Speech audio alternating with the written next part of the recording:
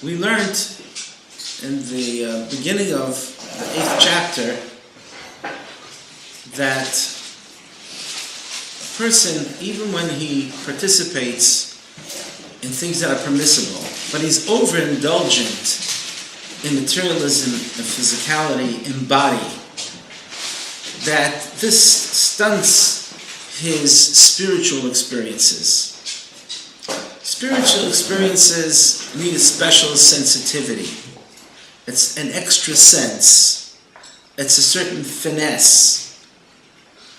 Not everyone has that capability. For example, people don't necessarily have a sense for music. Some people are tone deaf, they can't sing. Some people can't sing, but they still have a sense for music. But then there are some people who don't have a sense for music. They don't have an appreciation for music or for dance. Some people are blind physically, have a physical defect, or can't hear. And similarly, the spiritual experience is and has a certain higher frequency.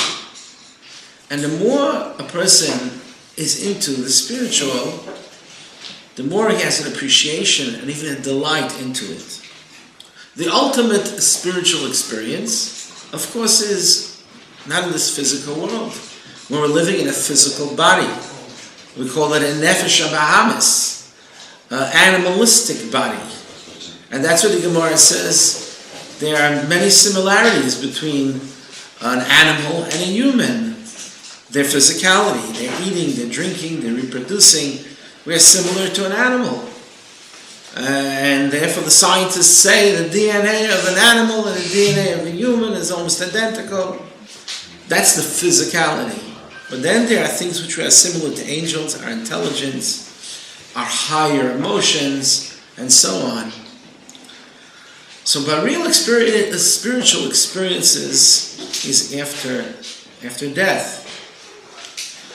Now, he explained in Tanya that after death, the soul, the neshama, has to go through a process of cleansing in order to really become on the level of that dimension that is totally spiritual.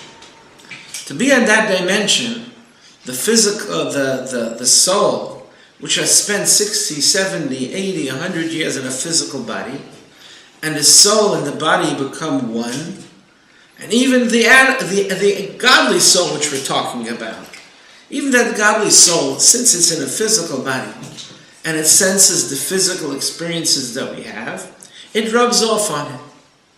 So therefore there is a problem in when the soul goes up over there, for it to fully experience the spiritual dimension of what it means to be up there, it has to go through a cleansing process. Now you have a Sfarim that speak about that, Kabbalah especially, and the Musar Sfarim that emphasize that. I'm talking about the old classic Musar of a few hundred years ago. Now some people study that Musar, and the emphasis is about punishment. If you're going to do this and this sin, you're going to burn in hell, a fiery hell. And if you're going to do a different type of sin, you're going to roll in ice, in a hell of ice. And if you do that type of sin, you're going to send here and do that, and a whole process of cleansing that has to do with all this. And I remember I once gave a lecture on reincarnation, and I spoke about a story that is mentioned in the writings of the Arizal. The Arizal writes that someone who commits adultery, his soul is going to be sent into a dog. And there's a whole story that is written over there. And I once gave a lecture about this to an audience. And after the lecture, a man comes over to me and he says, "Rabbi, I have to talk to you privately." So, okay, what do you want to talk? He says, "I don't want to be a dog in my next life." That's what he tells me. And he asks me, how can he do tshuva for committing adultery? The Arizal says if you commit adultery, you're going to be sent, come back as a dog. And he gives a reason why it's connected with the dog and the dog's indulgences and so on. So that's not the point of Tanya. Tanya is going to speak about Chibut HaKever, Kaf HaKele, Gehenim Shel Sheleg, 4 types of punishment that is going to happen to the person after death. But the point of Tanya is not to scare people into doing the mitzvahs. If that's what it takes, maybe you should consider scaring yourself into doing what's right. And in fact, the previous Rebbe in a minor, he writes that to stay away from trouble, you don't have to have the right motive. Even if the only reason you're staying away from trouble is because you're scared of divine punishment, just stay away from trouble. But the derech HaChassidus is not to frighten people into being a good Jew. The way of Chassidus is to inspire people to become a good Jew. And it should be more out of love. And if it's about fear, it's not so much fear of punishment, but a sense of awe and reverence towards Hashem, not a fear of punishment. So therefore, here in Tanya, he's telling us about the judgment that's going to be after death. What is this? How does this reflect on the view of Chassidus that we don't emphasize punishment after death? So really the goal that Alter Rebbe is telling us here is how our actions count. That if we do things that are forbidden, the pollution is deep. And even if we do things that are just indulgence and overindulgence of physicality, materialism, and bodily experiences, this also has a negative effect on us. And that's why, and how is this reflected in a focused way, is by the judgment that happens after death. But the point of the Alter Rebbe is not to frighten us that, listen, if you're going to be overindulgent, you're going to have chibut hakever. The point over here is understand that now, in the present, our actions have consequences. Now, it doesn't mean you have to become a tzaddik. And we learned in the earlier chapters the physical pleasures can be a medium through which to live a life of purpose. If his physical pleasure is, for example, to honor the Shabbos, or, for example, saying a joke, like Rava did. He would say a joke so his students would pay more attention and get into a good mood and a happier mood to be more receptive to study Torah. So all of the physical pleasures of this physical world that we're living in can be used for a higher purpose. But if a person doesn't use it for a higher purpose, and he indulges himself with physicality and body, then this does have an impact on him. And he's using the judgment of after death to illustrate how everything we do counts. So we're going back a few lines where he speaks about midway through the 8th chapter, closer to the first half than the second half, where he speaks about even things that are permissible, but a person is overindulgent in them, and he is into the physical and bodily pleasures, so it does have an effect, and it makes an impression in him. It becomes in his body.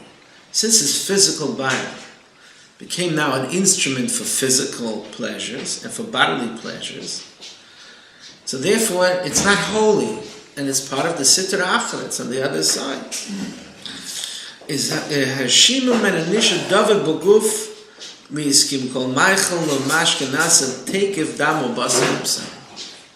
So he was eating and enjoying the physical pleasure of food. And the food became part of his flesh and blood. So even though now he's using this, or now or later, he's using that energy to study Torah, to go visit the sick. So he's elevating that energy. But he didn't have that pure intention when he ate, even something that's kosher. So there's a certain physicality and indulgence that is imprinted in him that is going to remain there and stunt his spirituality after 120 years.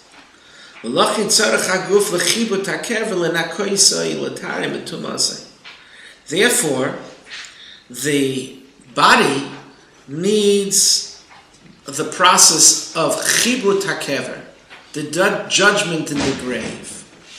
And in the grave, the body goes through a process which judges and cleanses him.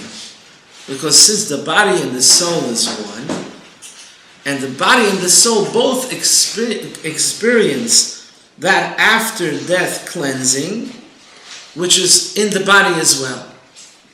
And therefore, through this chibut hakever, literally the beating in the grave, the body becomes cleansed together with the soul that is related to the body. And this effect came, Shekilu Banos Olam Hazeh v'Tanugan. It is because of his indulgence in physical pleasures, which the body was an instrument for these physical pleasures. Mitumas klipas noiga v'shiten yudai. And this is the tumah of the transparent klippa, the kosher klippa. But he, instead of elevating this physical experiences, instead of elevating it into, making it into a mitzvah experience or a Torah experience or a davening experience, he was focused when he was enjoying this food into the physical, so he brought it down. So you're going to say, well, that was yesterday. Every act that we do has an impact. And that's the point of the Alter Rebbe's focus over here.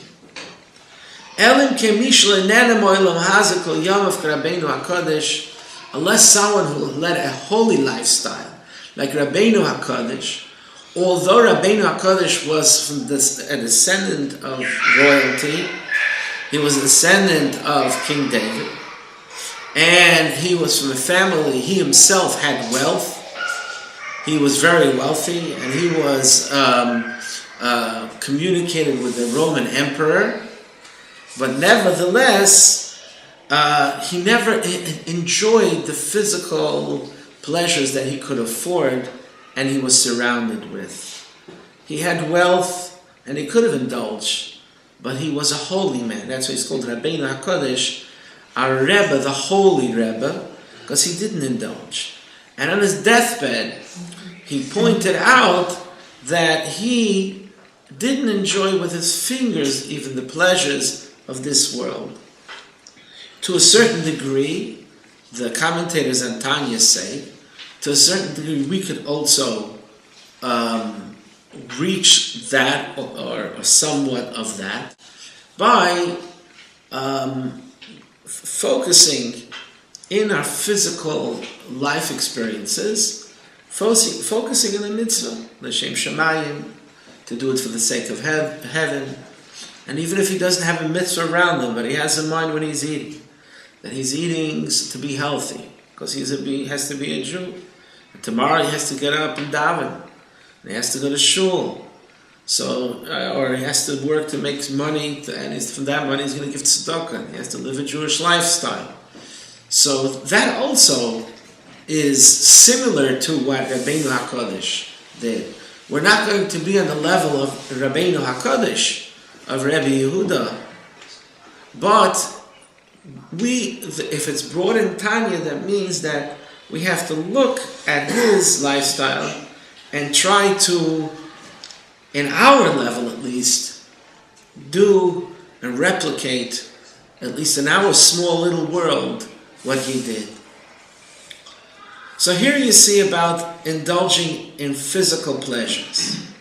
So for that, there's a physical cleansing that is in the grave, which has to do with the person's body and the part of the soul that's related to the body. What about not physical pleasures or that are bodily? How about talking nonsense?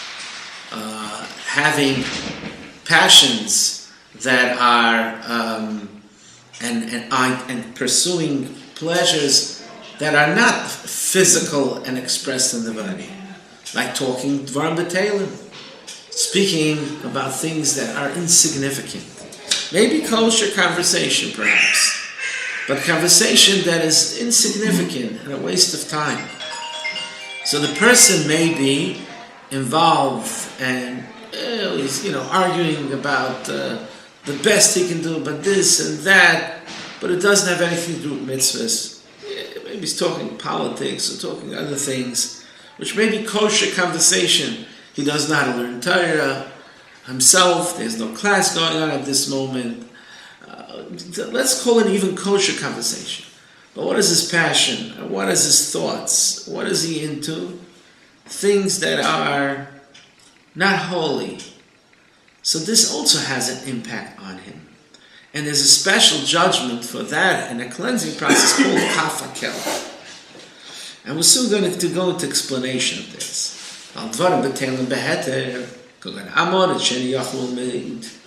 So he's speaking, he's in conversation. What is speaking? Words. So the words do not affect the body, right? Words are words of ideas and feelings, but it's not in the physical flesh and blood. So the judgment in the grave that we call chibut hakever is a cleansing for physical bodily experiences and indulgence in bodily experiences. But if he's just in conversation and he's excited about nonsense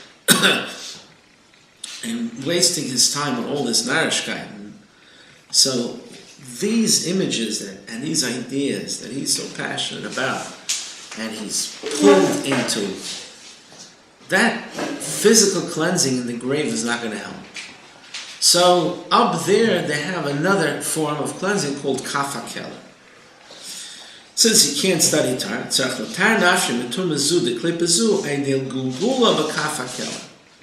his soul is going to roll in a catapult.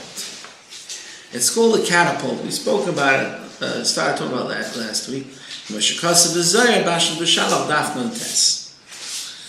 the soul has to go through a cleansing process to shake off from the soul, from all of the ideas and conversation that it was involved in that was nonsense.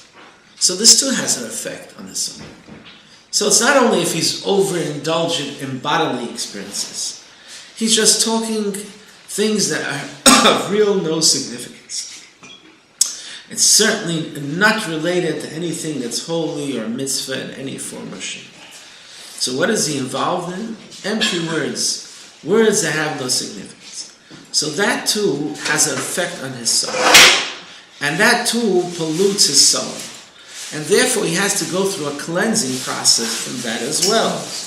But that is a cleansing process that involves the soul itself. How is that cleansing process? The soul is tossed back and forth. In the Gemara we also have in Shabbos a discussion where a person who wastes his words in nonsense, his soul is tossed back and forth, catapulted from one end to the other. How is that connected with dvarim b'teilim? And let's exactly explain how this judgment goes. So the judgment goes like this. This is explained in Kabbalah Svarim. So let's see how this experience works. So after 120, the soul goes up there. It's not a person who did terrible sins. And his soul goes up there. And they show him here, this is the spiritual experiences. Here, come close to God, come close to Hashem, come close to the experiences that are up there. And since he has an neshama, and he did mitzvahs, and he studied Torah, so he senses the thrill of this spiritual dimension over there. But suddenly, he feels a pull to the political discussion, passionate discussion here. Yes, Trump, not Trump. And he's in the middle of heaven, and suddenly he's thrown back into that image and into that moment where he's passionate about futile and empty passions. So he has those images, and he sees himself he gets caught up in no and yes, it's like this and like that, and I have any idea we should run the country like this, we should run the country like that, and if only we do this, if only we do that. And he's torn away from heaven. And when he's feeling that physical, that worldly, the worldly experience of where is he? He wasn't a moment ago in heaven, and now he's in this world. So he's tossed back there. And he says, oh, how stupid was this discussion that he was having. And that moment in with worldly affairs, what was he thinking when he was talking like that? Because now he's in heaven. And then he's thrown back into there. He's tossed back and forth. It's a total bipolar experience from extreme spirituality to extreme imagery and words and ideas of the worldly. And to the soul, this is a painful experience. It's also a cleansing experience. Because in this process, he realizes how empty his words were, his dreams were, his fantasies were. So he had these fantasies and ideas and opinions and discussion and passions and isms. This is good and that is good. Post Zionism and post democracy and post all the Michigas. And he's philosophizing all this time. And in his heaven, he's put into that place. And he says, what am I doing here? I don't want to be here. I want to be in the spiritual dimension of the Torah world, the mitzvah world, in the presence of Hashem, because that's the real reality then. So he sees, oh, that was so futile and empty and it was stupid. And back and forth until his neshama is cleansed from his preoccupation with the emptiness of dvarim b'telam, of wasteful words, worthless discussion. Now, in parentheses, I think this is an important lesson to us as well. I mean, we don't have to go up, but to go up to heaven to do, which I like to call myself, our own personal kaf hakela. If while we get caught up in empty discussion about worldly affairs, instead of discussion of things that are really important, right, and significance and meaningful, we have discussion of emptiness and our fantasies and our ideas, blah, blah, blah. We should pull ourselves away and think, what did I just waste 15 minutes, an hour, 2 hours doing, talking? Because the point that he's making over here is that while we're doing it now, it does pollute our neshama. It pollutes our soul with these words that we have to shake off. Like it says in the Kabbalah, these words, by the tossing back and forth of the neshama up there, it shakes off the words from our neshama, and therefore we're ready to really experience the spiritual dimension. Now, of course, you have to understand when we're saying tossing back and forth, it's not to be understood literal in a physical space, because up in that dimension there's no physical space. There's no physical time in the sense that we have over here. And an neshama is not something, that has dust, physical dust on it, etc., etc. But we use these terms of tossing back and forth and cleansing process to give us an understanding in terms that we can relate to. But the bottom line is, the point that the Alter Rebbe wants to make is to impress upon us that words that we say count. We spent 2 hours discussing things that are empty and worthless discussion. It does have an impact on us.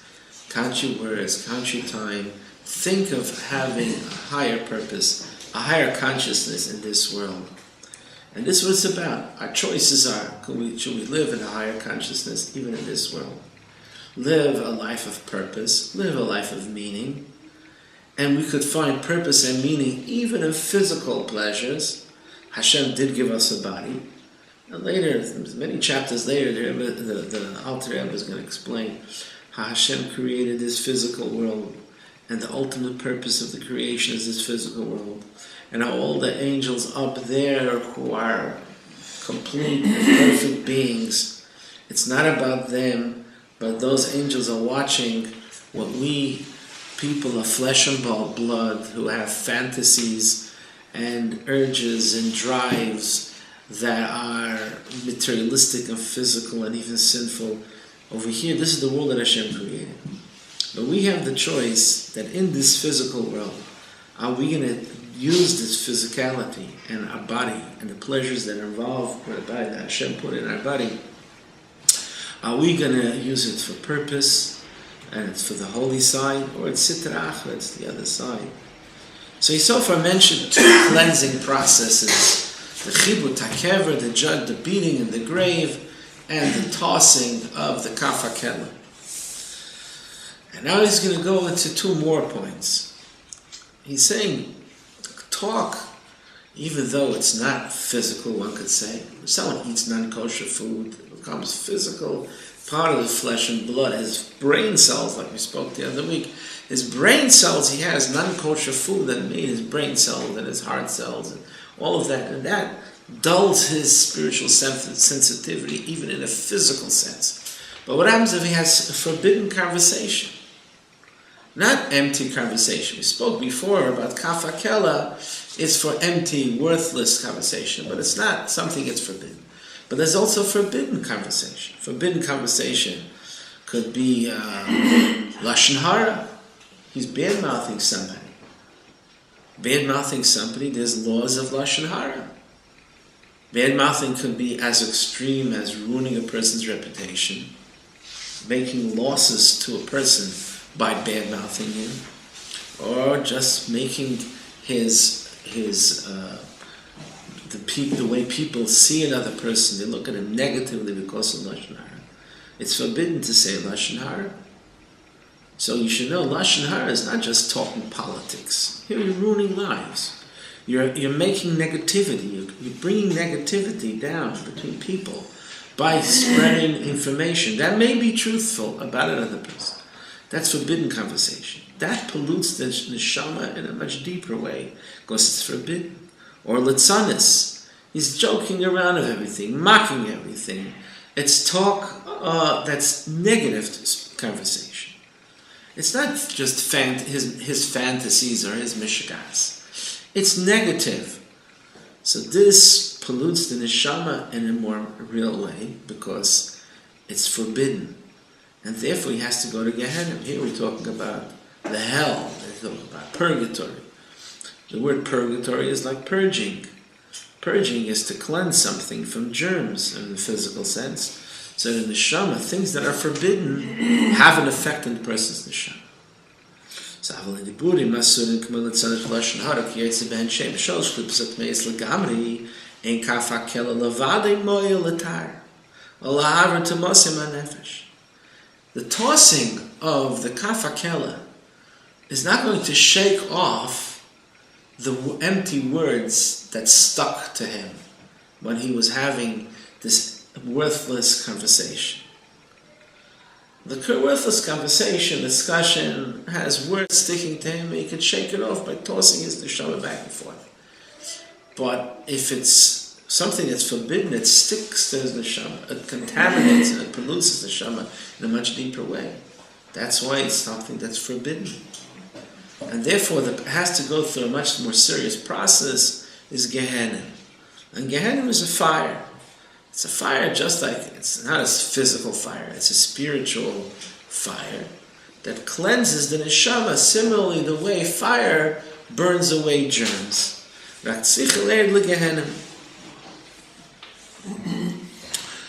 So here's a second thing. Here and there we're getting more serious. Here's the forbidden. And again, here's taking a step further to realize how our actions have an effect. When we do things that are forbidden, it does pollute our soul. There are pollutions. And v'chein misha after lasik b'teira v'oisik b'dvarim b'teilim ein kafakil levadim well nafshil lemarkol lezacha. Someone who could be occupied with studying Torah, and he's involved in empty discussion. So, well, the empty discussion part, you can argue, well, he's stuck to him words that are nonsense. It's just dust. Let's shake it off with the kafakela, tossing of the kafakela. But he also didn't study Torah. He could have studied Torah, and he didn't study Torah. It's pretty hard today to have an excuse why not to study Torah. There's so many books in English, and online, and on telephone. A person can constantly be occupied in studying Torah until the brain bursts. But then he can argue, well, I have to have a good game of basketball to air out so that I can learn Torah later. So that would be justification. I'll do exercise to be healthy, and I just can't learn. My brain won't handle constant learning Torah. But there are moments when we know I could learn, but I'm just wasting time. And everyone has this. The Gemara says it's hardly a person who passes a day when he didn't waste some time. So it's a difficult one. But we have to know that it counts. We have to have it in mind. No one's a tzaddik. And as I said before, the Alter Rebbe is not trying to scare us into doing what's right. But we should understand that it does have an effect. So, ein kafakela movadim moile nafshel markel zachak oinchim chamurim shamanish nal betel Torah befratas. There are more severe punishments for the person who didn't study Torah. He could have studied Torah, and he wasted time instead of studying Torah. So it gets more serious over here, because he could have used that time to study Torah, to connect with Hashem in a deep and profound way, and bring godliness into his brain, and enrich himself with the experience of studying Torah, enrich himself intellectually, enrich himself spiritually with the study of Torah. And he's talking politics, he's talking about his fantasies, he's talking about ideas, kosher discussion. But he could have enriched himself with the thrill of studying Torah. So there's a process. So again, everything counts. And this reminds me of, actually the Rebbe spoke about pollution. Now they're worried about earth warming, which I don't want to get into the discussion. But it really started years ago about the air over New York City and all the big cities. There was pollution in the air. They didn't even know about earth warming long-term effects.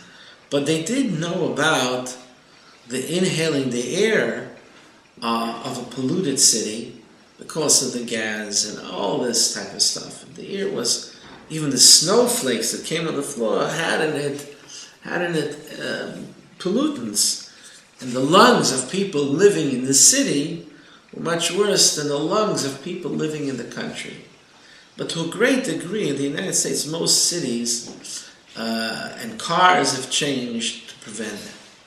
And the Rebbe said, he spoke about it then, and he said, so a person sprays, and there were certain sprays, deodorant sprays, different sprays that people use that also added to the pollution. The person says, what's one spritz make a difference what I do? I can make one spritz. In my car, I'm driving a car. Listen, how much, the air is so big, the sky is so like, wind's coming. New York City is by the ocean, and the other side is by the river. Come on, leave me alone, let me live, let me spritz, let me drive. What difference does it make? But the scientists saw that, every spritz counts.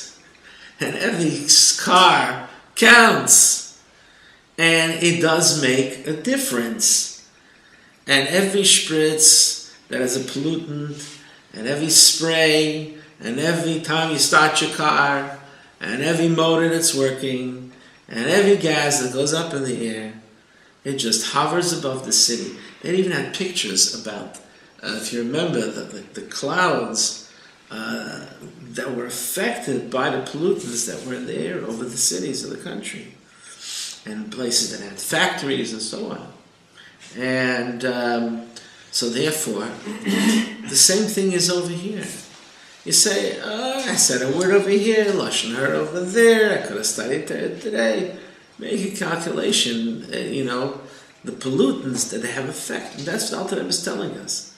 He's not trying to scare us about the punishments of after death. Someone says, well, I have a long time, I'm not so fast, I'll do Shuvah later. It's not about what's going to be after death, it's what's now.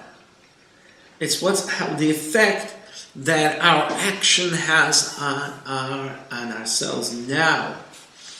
And the dulling of our spiritual senses, our higher consciousness. We have in ourselves a higher consciousness that comes from our godly soul, that comes from our intelligent soul. And if we're pursuing nonsense and emptiness, and especially if we're doing things that are forbidden for us to do, so things that are forbidden for us to do, that Hashem forbid us to do that because they are real pollutants. It's not just klippas nege, it's the klippa that is totally tummy. So therefore, how careful every word that we say, every thought, and every action that we do counts. And I was going to go to another point. A fourth type of cleansing, which I found actually very interesting. Levad oynish hakloli lechol bittul mitzvahs aseh machmas atzlus begeyanim shel sheleg k'mavur b'makom acher. And there's also a punishment. So someone who doesn't study Torah, so he's judged for not studying Torah. He's judged for talking nonsense. So he wasted 2 hours talking nonsense, surfing the web, all this mishigas. He's wasting time. So surfing the web, also the images that he saw went into his head. These are also words. Words in thought, words of speech. So even if they're kosher words and kosher images, that you need kafakela. But he could have studied Torah. So now there's the punishment for not studying Torah. And there's also the fact that he was laid back in his Yiddishkeit. He didn't do what he was supposed to do, which comes from laziness. So therefore I'm too lazy to daven now. I'm too lazy to visit the sick. I'm too lazy to make Shabbos. Too lazy to make Kiddush. I'm just not in the mood. So that is a klippa. Someone says, I'm not in the mood for this, I'm not in the mood for that. Leave me alone. Couch potato. Right? He's a spiritual couch potato. So this has an effect on his spirituality. What does it mean? It means he's not excited about making Kiddush. He's not excited about Shabbos. He's cold towards things that are holy. So there's a special hell of ice. We know about the hell of fiery hell. There's a hell of ice. Don't tell it to the goyim because they're going to copy us and die as well. This is a hell of ice. What is it? It's called Gehenim Shel Shelik. He calls it Gehenim Shel Shelik. Gehenim is what you translate as hell, a purgatory of ice, of literally snow. That's for someone who's cold towards things that are holy. So why didn't he want to do the mitzvah? If it would be about watching his favorite television show, every week his wife would be serving his favorite dish, and he would drive a half hour to get his favorite ice cream. So these are things he gets excited about. Or if his team is playing, so he's all excited about that. So he's going to run to the store to buy kosher beer and kosher chicken wings because his major game is going on. He's not lazy for that. He's all excited and jumping for that. When it comes to doing a mitzvah, take it easy. Cool. So now, you see how sometimes being too cold is negative. So you're going to feel the coldness of purgatory of ice, the Gehenim Shel Shalom. Where they put you in a situation where you feel the pain of your coldness. What is the cleansing process? Because you are cold towards things that are holy, you have to go through a cleansing process of feeling the pain of my coldness. That's what's called the Gehenim of Shalom. Now, as again, the Kabbalists use the term the hell of ice, icy hell, right? So there's no ice up there, there's no fire up there. But one is going to feel, his neshama is going to feel how his coolness and laxity and laziness was destructive. Because it kept him fulfilling those minutes and hours with something that was enriching and purposeful. You know, one of the most important mitzvahs is keeping the Shabbos. Keeping the Shabbos. So you're not allowed to desecrate the Shabbos. It's a severe punishment in the Torah in biblical times and Talmudic times. If someone, Mishnah times, when someone desecrated the Shabbos. But you're allowed to desecrate the Shabbos to save a life. Similarly, Yom Kippur. You have to fast on Yom Kippur. Everyone can relate to that. You have to fast on Yom Kippur. You're not allowed to break your fast on Yom Kippur. But if it's a question of life and death, then you're allowed to break the fast. If you're going to be sick because you're fasting Yom Kippur, that's not a reason to break a fast on Yom Kippur. If you're going to be so sick that it's going to endanger your life, that's a reason to break the fast. What happens if it's just going to prolong your life for a couple of hours? So a person's going to die anyways. Alright? So 2 hours after Yom Kippur, he's going to die anyways. So let him fast on Yom Kippur, and he'll die on Yom Kippur. To prolong his life, even temporary. And discussion is more on Shabbos. You're allowed to desecrate the Shabbos to prolong his life temporarily. He's going to live another 2 hours, that's all. So therefore we're going to desecrate the Shabbos, what's the point? So we say even temporary life, 2 hours of life is life. So this is one of the thoughts that I think when I want to be tough on myself. Wasting an hour, wasting 2 hours. That means your life, you're wasting your life. So Hashem gives us 100 years, 120 years, right? Yeah, and each year has 365 solar days. And each day has 24 hours. Okay? So we're supposed to sleep, let's say, 8 hours and eat so many hours and die. And if wasting hours is like, it's dying young. Those hours of death. What's death? No life. So the kids like to say, get a life.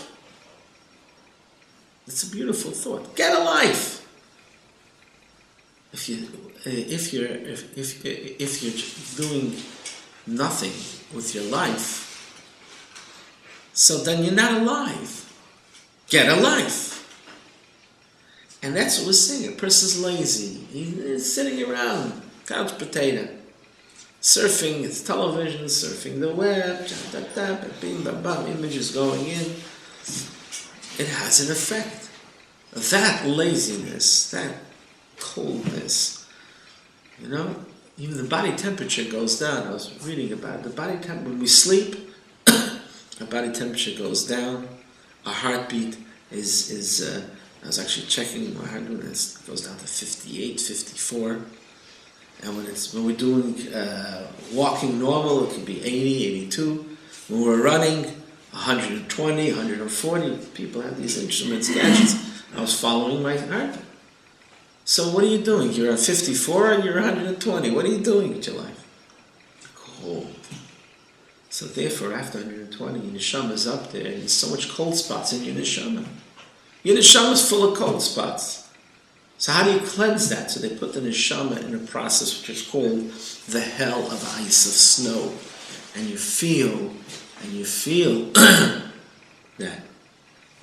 Actually, I want you to know, there were some Kabbalists, I'm not recommending to do that, but there were some Kabbalists who wanted to make themselves very holy, and they wanted to cleanse themselves from this pollution of being cold towards the things that are holy, and they would roll in the snow. And when they would go out at night, and they would get on this and roll in the snow to experience in this world the hell of ice, Gehenim Shel the Gehenim of snow.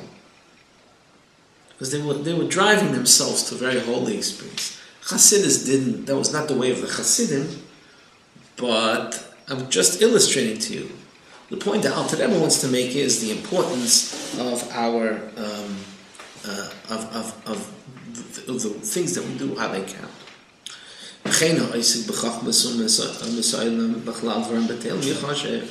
Someone's involved in studying secular sciences just for the purpose of studying. It's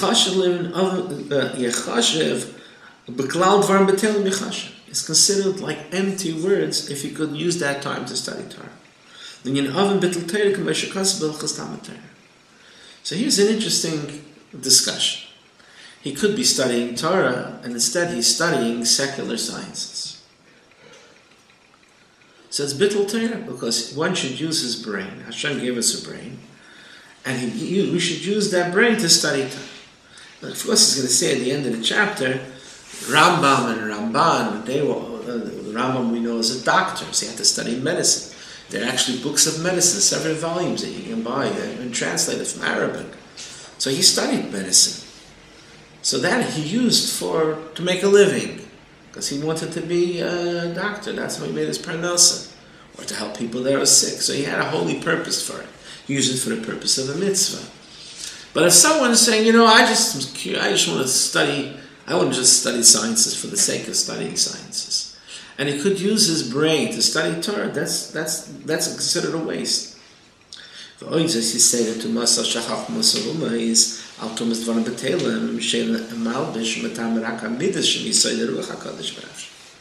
he's also saying there's a qualitative difference between talking nonsense, wasting his time talking nonsense, and pursuing the intellectual pursuit of secular studies. So on one hand, one can say, well, this is much more meaningful. He's using his brain instead of blah, blah, blah. So that's true. From a human perspective, he's using his brain. So he's using his higher quality. But then if you take a look at that on the other side of it, but that brain he could have used to study Torah. Why isn't he using that brain to study Torah? If he has no good reason why he's not using the brain for study Torah, so what is he acquiring? Secularism. He's acquiring secularism. A lot of us have this habit of surfing the web. This is interesting, that is interesting. Oh, this is a scientific fact. That's a scientific fact. Look what's going on. So if you have no good reason why you're surfing the web, you have no good reason, then you're filling your head and using your brain which really it should be used to study of Torah, to fill it with secularism. So you're taking your higher qualities, and instead of using for Torah, because you could have used it for Torah. Again, this is someone who has no good reason why he's filling his head with all this information, when he could fill his head with Torah information. So if he has no good reason, then he's polluting his head. He's polluting his mind. Or leaving his mind empty from holy ideas, from Torah ideas. So when he's passionate and his feelings are involved in speaking politics, so he's excited about this, excited about that, it's feelings. But when his mind is into it, and he's studying and using brain power to get involved in these narishkein, so the brain is a higher faculty than feelings, so it's a greater pollutant.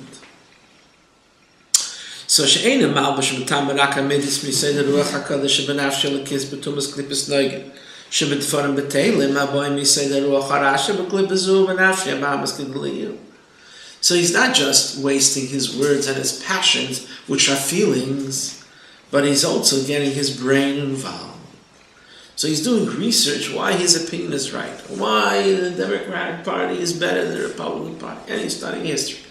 Or he's even studying sciences, but he has no good reason. And we'll soon learn later what is a good reason. He has no good reason for that, just for the pleasure of studying stuff, when he could use his brain to study Torah.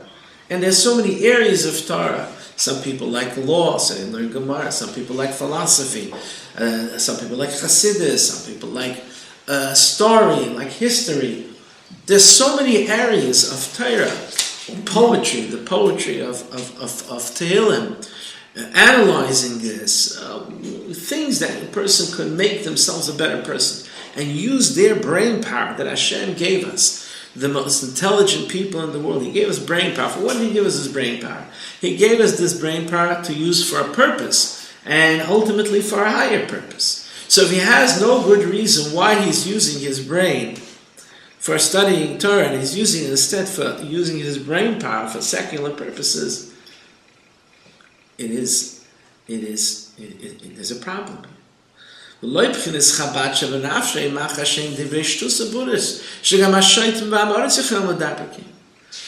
he's involved in spending his time with nonsense, and he's passionate about it, let's say, so then he's polluting feelings. It has an effect on his feelings. It's not purposeful and meaningful, even if it's not a pollutant, even if it's kosher. But it's about feelings. It's wasting feelings. Wasting brain is worse than wasting feelings. He's reading a novel. Just for what purpose? He has no good reason why he's reading a novel. So he's getting all caught up in his feelings, watching a movie. Oh, this happened. They're all excited. The director and the novelist is writing, is playing with your feelings. You're excited. You're looking forward. What happened over there? It's all fake. It's all imagery in the mind of the director, of the play, or the movie, or the writer, of the novel. He's playing with our feelings in mind. He's entertainer. So now if you're using just feelings, it's feelings. But if you're using your mind to understand in-depth ideas, which are secular, so then you're using your brain for klipa. So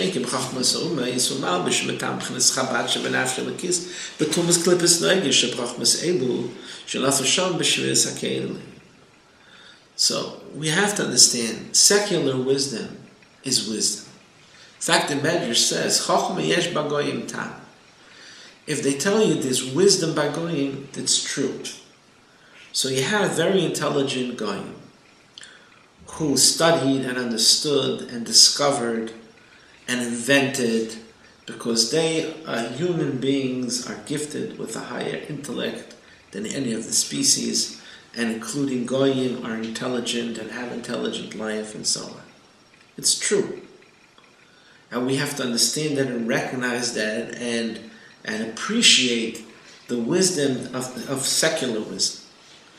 But in the creation, in the levels of creation, We have to understand that secular wisdom comes ultimately also from the wisdom of Hashem. Hashem created the world with wisdom. Kabbalistic term, chokhmah. And that's why the scientists are busy figuring out what's going on, what's a drop of blood, what's going on in outer space. Why are they trying to figure all this out? Because they see, this is here because of that, and this is here because of that. And a drop of blood has so many, the DNA is like this. They figured out the DNA. It's not just a drop of blood, there's a DNA. And in the DNA there's so many details, and they're finding out every day more details. So now, Hashem put that in there.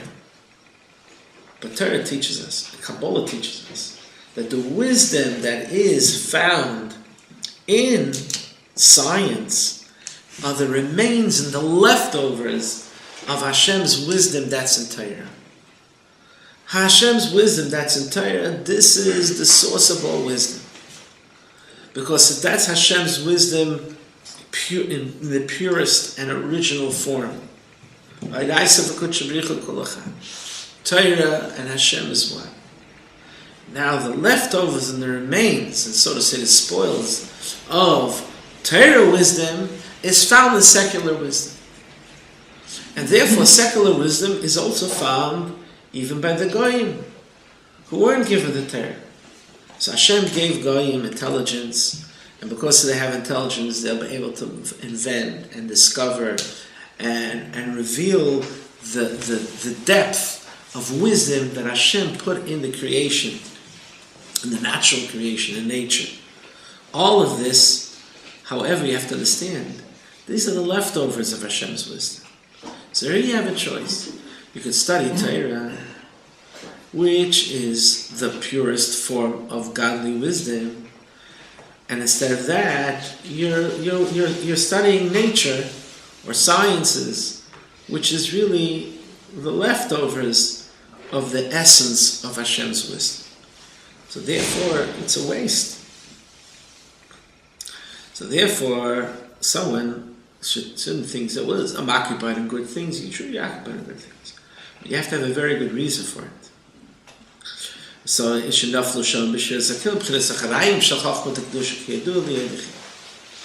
now, what would be a justification to be involved in the sciences? If he has a good reason. So he's going to give two reasons. One is for parnasa. So someone, his livelihood is medicine, like the Rabbi. So you have to study medicine. You have to be up to date. And, we don't want quotas. We don't want a doctor who became a doctor because there was a quota system in the university that we have to have more minority doctors. No. You want a doctor, minority or not, black or white or Chinese. If he's a good doctor, he studied wisdom, and every human being, Hashem gave a brain, and they could be the best doctor. And if you are using your brain to make parnasa, that is a good reason to study secular wisdom. So even though you're spending days and days and years studying medicine instead of studying Torah, but you are not cut out to be a Rav. You're not cut out to be a kollel person. You have an inclination to make a living and to be a doctor. So you're studying medicine almost day and night, like medical students are involved in. So that is l'shem shamayim. That is l'shem shamayim. If you're not doing it for your ego, you're doing it to be, to have a family, live a Jewish life. But in order to make a living, you need to study the sciences. So that is a good reason why you're using your brain for secular wisdom. Or, if you need this secular wisdom to understand Torah better. So if it's going to make you understand the Torah better, to understand Hashem better, if the secular wisdom is going to bring into you a better understanding of Hashem. And I remember there was actually a scientist, he was a secular person actually, who had a sabbatical, and he spent his year studying, spent a sabbatical year in Caracas, when we lived in Caracas. So he spent his year over there, and Caracas, Venezuela is actually a very rich country with natural resources. The mishigas is going on today is because of people ruining the country. But besides being a country that's rich with oil, it has one of the biggest treasures of aluminum. The only thing is the aluminum, it's expensive to take the aluminum out of the rock. So they have scientists trying to figure out, this is going back 35 years ago, I don't know what's going on there now, but they were trying to figure out, so they had these rocks and these scientists were sitting around trying to figure out the composition of this rock, how we can get the aluminum out of the rock, because this has one of the biggest treasures of aluminum there. So he had this guy, he says he's been studying this, and he's studying the rocks and the aluminum, all the science involved in it. And he says the more he looks at it, he sees Hashem's genius in nature. He says he becomes more believer in God by studying the sciences. Well, he's also doing it for Parnasa, that's his livelihood, to be a scientist. He lives in Israel. But he says he became closer to Hashem by analyzing nature. So that's a kosher way and a justification for using a person's brain power instead of studying Torah. So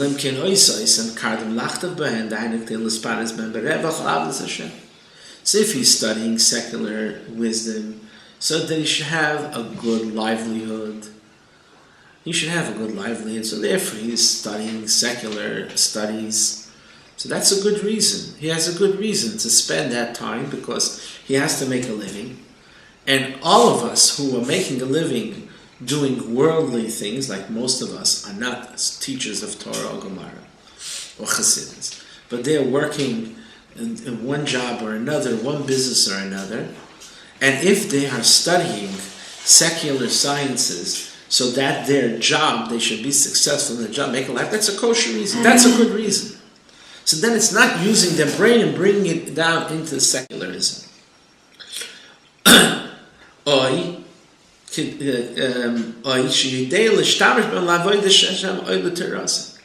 he's studying secular sciences because he knows how to use that for serving Hashem or understanding better the Torah. The Rambam, he was a doctor, so he was a physician. And the Rambam was a holy man. Halacha, much of halacha is based on the Rambam. So that's one side of the Rambam, as a Torah giant, as a Torah authority. The other side of the Rambam was he was a doctor, and he was busy with medicine. And his job was with the caliph. So he was busy with that. So all those hours that he spent in medicine, that is a good reason why he was busy with secular sciences. Or the Ramban, who studied secular sciences because he used it in understanding Hashem's Torah. So he used it in understanding Hashem's Torah. They studied secular sciences and wisdom. So therefore, why did Hashem give us a brain? So we have to understand Hashem gave us a brain so that we should be a good Jew. That's why Hashem gave us a brain. And why are we a wise nation? We are wisest of the nation because Hashem gave us a brain. Why did he give us a brain? To be a good Jew. What does it mean to be a good Jew? To use the brain for a higher purpose. What is a higher purpose? A higher purpose is to use it to connect to Hashem. So somebody connects to Hashem by using his brain to study Torah. And all of us have to use our brain to study Torah. And to understand with our brain dynamics, to understand Hashem and relate to Hashem with our brain. And sometimes, if we use our brain to come close to Hashem through making a livelihood, to live the Jewish life, or to use our brain to use secular wisdom, and that too is going to give us a better understanding and bring us closer to Hashem, that too is a holy purpose. So therefore the brain is for that purpose. But if someone's pursuing brain work because he's a bored soul and he's too lazy to study Torah or just mishagas, so then he should be focusing on what is home. So that completes chapter 8, and everyone should be well and a good night.